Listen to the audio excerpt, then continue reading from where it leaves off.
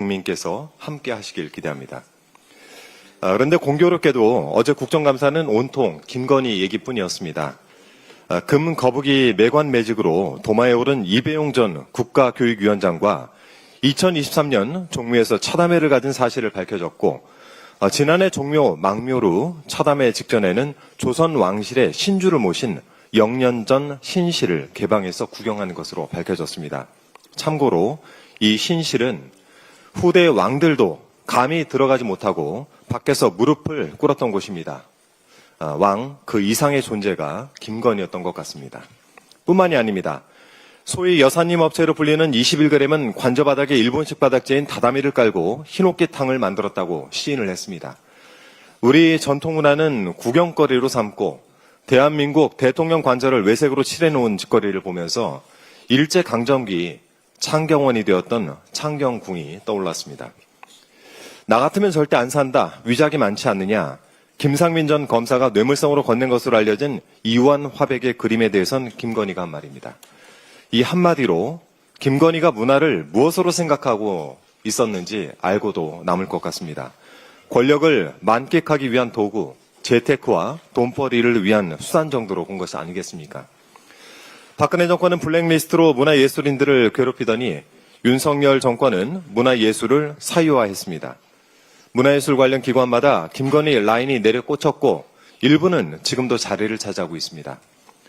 문화예술인들의 작품 하나가 세상에 등장하기까지 인류의 소중한 가치와 역사가 뒷받침되었습니다. 그 성과들을 모든 국민이 공평하게 누리는 것은 당연한 일입니다. 권력자를 위해 문화예술이 존재하는 것이 아니라는 점을 이번 기회를 빌려 말씀드립니다. 모든 국민은 성별, 종교, 인종, 세대, 지역, 정치 견해, 사회적 신분, 경제적, 지위나 신체적 조건 등에 관계없이 문화 표현과 활동에서 차별을 받지 아니하고 자유롭게 문화를 창조하고 문화활동에 참여하며 문화를 향유할 권리를 갖는다. 문화기본법 제4조에 명시된 국민의 권리입니다. 저희 민주당은 국민의 문화권 향상과 우리 문화 예술 역량의 강화와 발전을 위해서 모든 노력을 아끼지 않겠다라는 말씀드립니다. 이상입니다. 다음으로 이현주 최고위원의 발언이 있겠습니다. 네. 정부가 토지거래 허가 구역 확대, 고가주택 대출 규제 등 고강도 부동산 대책을 발표했습니다. 경기도 일대에도 굉장히 많은 지역이 포함이 되었는데요. 그만큼 이 집값 급등을 꼭 안정화를 시키겠다 하는 의지가 굉장히 크고, 그래서 뭔가 이렇게 어쩔 수 없는 부분이, 불가피한 부분이 있다라고 이해를 합니다. 특히 갭 투자 등 투기를 억제하고 실수요자를 보호하려는 취지로 이해를 합니다.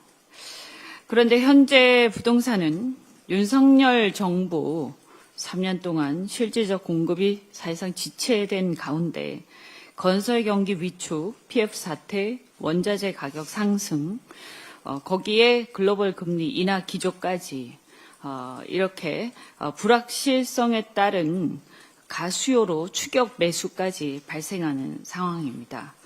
따라서 이런 상황에서는 수요 억제만으로는 한계가 있습니다.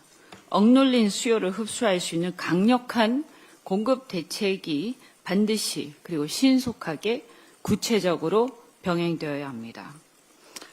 저는 지난 대정부 질문에서 국토부 장관에게 9.7 부동산 대책에 대해 공급 계획이 다소 막연하다라는 점을 지적한 바 있습니다. 착공과 분양 일정까지 구체적으로 포함하는 매우 강력하고 구체적인 세부 대책이 병행되어야 한다는 것입니다.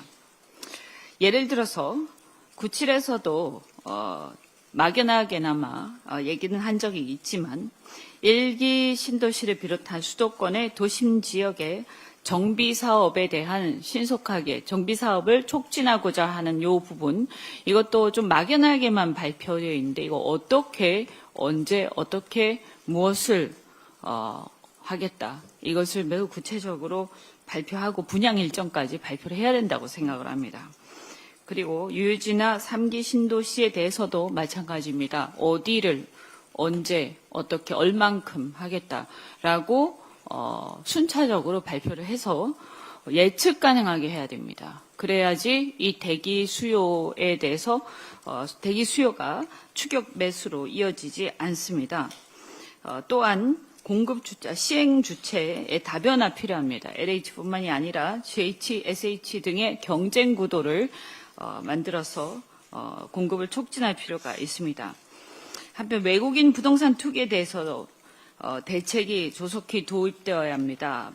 역차별이 있어서는 안 되기 때문입니다. 저는 이미 지난 7월 외국인 부동산 투기 방지법을 대표 발의한 바가 있습니다. 이런 그 부동산 대책을 두고 국민의힘이 내란 정당인 국민의힘이 계엄 운운하면서 정쟁으로 몰아가는 것은 매우 부적절한 처사다 이렇게 생각합니다. 생산적인 토론과 논쟁을 통해서 정책을 보완할 수 있는 비판이 이루어지기를 바랍니다. 한편 그 정부 부동산 정책과 관련해서 우리가 반드시 고려해야 할 문제가 사다리를 치우면 안 된다라는 점에 대해서는 공감을 합니다. 저만 해도 X세대입니다. 우리 세대만 해도 부동산이 집값이 수도권 집값이 크게 오르기 전에 대출을 받아서 내 집 마련이 가능했던 세대입니다. 따라서 집값 안정화가 필요하지만 무주택 실수요자, 특히 2030 젊은 층이 작은 평수라도 서울 그리고 수도권 도심에 내 집을 마련할 수 있도록 사다리는 있어야 한다라고 생각하는데 정부가 이번에 정책 대출은 규제에서 제외했다라고 듣긴 했습니다만 이런 부분들에 대해서 무리하지 않는 범위에서 내 집 장만이 가능하게끔 세밀한 검토가 필요하다. 그래서 실수요자 위주의 거래는 활성화할 필요가 있다. 이렇게 생각합니다. 무엇보다도 이렇게 아까도 말씀드렸지만 강력한 공급 대책 이런 걸 통해서 내 집 마련을 하지 못한 실수요자들 또 수도권 도심에 진입하고자 하는 2030 젊은 세대들이 이것을 이 수요에 대해서 받쳐줄 수 있는 공급이 필요한데 정부의 부동산 정책을 믿고 마음 편하게 기다릴 수 있어야 됩니다. 그렇지 않으면 추격 매수가 반드시 또 따라올 것이다 이렇게 걱정을 합니다. 구체적이고 실행 가능한 공급 대책이 조속히 마련되도록 부동산 공급 상황을 지속적으로 점검하고 실효성 있는 대안을 제시하는 데 앞장서겠습니다. 한 가지 덧붙여서 캄보디아 사태 관련해서 말씀드리겠습니다. 보면 이게 피해자 한국인들 거기에 납치 감금된 한국인들이 피해자이자 또 피의자인 경우도 있는 것 같습니다. 그래서 귀국을 거부하는 사태들이 있다는데 그럼에도 불구하고 모두 송환해서 수사가 필요합니다. 왜냐하면 공범을 잡아야 하기 때문에요. 그래서 수사를 협조시 선처하더라도 반드시 송환해야 된다. 국정원에 의하면 1000명 정도의 한국인이 억류되어 있다 이런 얘기도 있는데요. 따라서 우리 경찰은 60명을 지금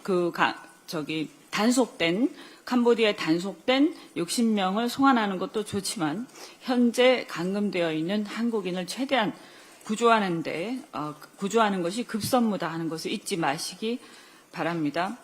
그래서 여기 보면 지금 이제 이게 단속한다는 소문들이 이미 많이 퍼져서 인근의 동남아 국가 국경으로 많이 도피하고 있는 것 같습니다. 따라서 이런 경우에 그러면 이렇게 도피한 사람들 그렇게 해서 또 끌려간 사람들 그 사람들에 대해서 어떻게 할 건지 이것을 굉장히 잘 추적하고 계속해서 책임 있게 구조를 해야 한다라고 생각하고요. 또한 이게 그러니까 범죄 취득액 환수도 굉장히 중요합니다. 이 보이스피싱에 의해서 이러한 대규모 보이스피싱에 의해서 국내에 피해자들이 굉장히 많은데 그동안에 가해자 그리고 그 범죄 취득물, 작물이죠. 이런 것들을 우리가 추적할 수가 없었기 때문에 그 피해자들의 구제가 그동안 안 되고 있었다고 합니다. 그래서 이것을 끝까지 추적해서 이번에 보니까 영미에서는 제재까지 있다고 하는데요. 그런 범죄 조직을 다른 나라와 공조해서 끝까지 추적해서 이것을 환수해서 피해자한테 돌려줄 수 있어야 한다라고 생각합니다. 이상입니다. 예, 마지막으로 박지원 최고위원의 발언이 있겠습니다. 한국농아인협회 고위 간부가 직장 내 괴롭힘과 갑질을 했다는 소식 관심 있는 분들은 국정감사와 언론 보도를 통해 접하셨을 겁니다. 해당 고위 간부는 여성 수어 통역사도 있는 자리에서 바지를 내리면서 농아인 직원을 위협하고 또 해외 양주 밀반입을 강요하거나 돈 상납을 받는 등의 행태를 보였습니다. 이러한 사정들은 내부자가 아니면 밝혀지기가 어렵습니다. 양심에 따라서 불의에 맞서는 공익신고자들의 용기가 있어야만 알려질 수 있습니다. 그런데 최근 국감에서 복지부가 해당 의혹 관련 자료를 제출하는 과정에 제보자의 신원이 노출된 사실이 드러났습니다. 국민의 눈과 귀가 되어서 권력을 감시하고 진실을 밝힌 사람이 부주의로 위험에 노출된 것입니다. 공익신고자에 대한 보호 미흡, 이것은 어제 오늘 일이 아닙니다. 특히 윤 정부 시절에 권익위원회는 반부패 총괄기구로서의 공정성과 중립성을 잃었습니다. 15% 안팎이던 보호조치 인용률이 23년과 24년도에 0.8%까지 급락했습니다. 이 가운데 벌어진 일을 보십시오. 유심히 방심위원장의 민원사지 의혹에 대해서는 권익위가 도로 방심위에 셀프 조사를 일임했습니다. 오히려 신고한 제보자들만 압수수색을 당하고 개인정보보호법 위반으로 검찰에 송치됐습니다. 마약 수사 외압 의혹을 폭로했던 백경정은 징계 및 좌천됐습니다. 과거 고 노회찬 의원께서 삼성 떡값검사 명단을 공개하면서 도둑이야 외쳤더니 외친 사람만 고성방가로 잡아간다라고 토로했던 현실, 얼마나 더 나아졌는지 돌아보게 됩니다. 제보자를 보호하기는커녕 오히려 압박하는 행정과 수사의 구조는 근본적으로 바뀌어야 합니다. 민주당은 신고자 보호의 사각지대를 없애는 공익신고자 보호법 개정안을 발의했고 또 패스트트랙 안건으로 지정해서 제도적 토대를 만드는 데 앞장서고 있습니다. 이번 국감에서만큼은 공익신고자들의 목소리가 외면당하지 않도록 민주당이 확실히 지켜내서 국정의 투명성을 바로잡고 양심이 숨쉴 수 있도록 하겠습니다. 감사합니다. 이상 발언을 모두 마치고 당대표께서 회의를 폐회하시겠습니다. 네, 폐회하기 전에 한 말씀 드리겠습니다. 내란 특검에서 외환 유치죄 혐의 여부에 대해서 윤석열을 소환 조사했다는 보도를 보았습니다. 또 북의 공격을 북방 한계선 NLL에서 북의 공격을 유도하라는 식의 그 노상원 수첩의 주인공 노상원도 조사한 것으로 제가 보도를 보았습니다. 내란 특검의 성공 여부는 내란죄에 관련된 혐의자를 모두 철저하게 수사해서 구속 기소